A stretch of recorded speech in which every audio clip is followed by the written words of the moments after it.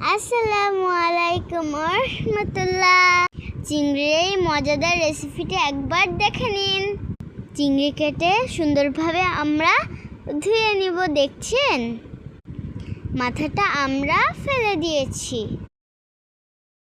প্রথমে হলুদ, লবণ, গুঁড়ামরিচ দিয়ে আমরা চিংড়িটাকে মাখিয়ে নেব। দেখছেন কি সুন্দর লাগছে, মানে চিংড়িগুলো তাকিয়ে আছে আমাদের দিকে। হ্যাঁ, এবার আমরা মশলাগুলো বেটে নিব। এখন আমরা মশলাগুলোকে বেটে নিব। এই যে দেখতে পাচ্ছেন, আমার আম্মা মশলাগুলোকে বেটে নিচ্ছে। এই যে দেখেন, আমাদের মশলা বাটা পুরা হয়ে গিয়েছে। ওই পাশে আমাদের সুন্দর এই স্পেশাল রান্নাটা হলো সরষের তেল দিয়ে করতে হবে। এই যে দেখতে পাচ্ছেন, আমাদের মশলা আমরা সরষের তেলের ভিতরে দিয়ে দিয়েছি, তারপরে হালকা এটা ভেজে নিয়েছি। এই যে আমাদের ভাজা হয়ে গিয়েছে। এখন একটু পানি দিয়ে একটু সুন্দরভাবে কষিয়ে নিব। তারপর একটু টমেটো সস দিয়ে দেব, তাহলে আরোটা মজা লাগে। এটা টমেটো সস দিলে না অনেকটা ভালো লাগে।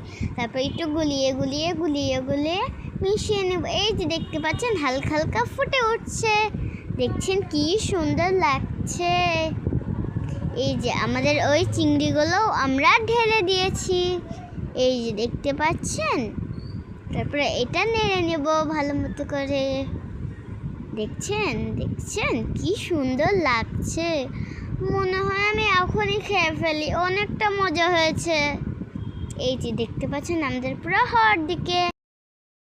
এভাবে যদি আপনারা আপনাদের বাচ্চাদের যদি রান্না করে দেন না, আপনাদের বাচ্চারা বা পরিবার অনেকটা হালুম গুলুম করে খেয়ে ফেলবে। আপনাদের বাচ্চারা আছে না, খালি বলবে যে মা আমাকে দাও না, মা আমাকে চিংড়ি রান্না করে দাও না, মজা হয়েছে, আমি আরও খেতে চাই। আমরা ধনিয়া পাতা দিয়ে দিয়েছি, আমাদের প্রায় হয়ে গিয়েছে। দেখতে পাচ্ছেন কি সুন্দর লাগছে, দেখতেও যেমন সুন্দর, খেতে তো এতটা মজা। আপনারাও যদি একবার রান্না করে খান না, মনে হবে আপনারাও হালুম গুলুম করে খালি রান্না করে খেতেই থাকেন। এই যে দেখেন, আমাদের প্রায় রান্না করা একদম শেষ। দেখছেন কি সুন্দর লাগছে না? একটু ধনিয়া পাতাও আছিল, ওইটা দিয়েছি না। আমি একবার খেয়ে দেখেছি, বারবার খালি খাচ্ছিলাম, একদম শেষ হয়ে গিয়েছে প্লেটেরটা।